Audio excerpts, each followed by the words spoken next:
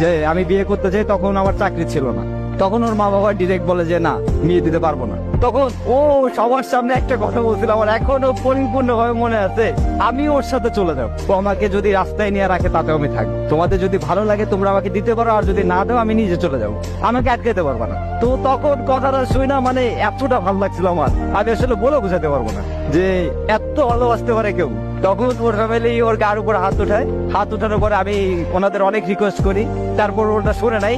ও তখন আমার হাতটা ধরে সবার সামনে বলতেছে চল। সবাই বলছে না যে তুমি কিছু করতে পারবা না, আমি সবার একদিন দেখাই দেবো যে তুমি কিছু করতে পারবা, তুমিই পারবা, তোমার দ্বারা সবকিছুই সম্ভব, আমি সেটা প্রমাণ করাই দিব। আমার কেন জানি ওর পর থেকে নিজের ভিতরে অন্যরকম শক্তি কাজ করতে থাকতো যে না, আমার কিছু একটা করতে হবে, আমার কিছু একটা করে দেখাতে হবে।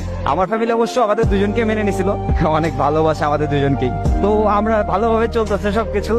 আমার ওই যে জেদটা, যে আমার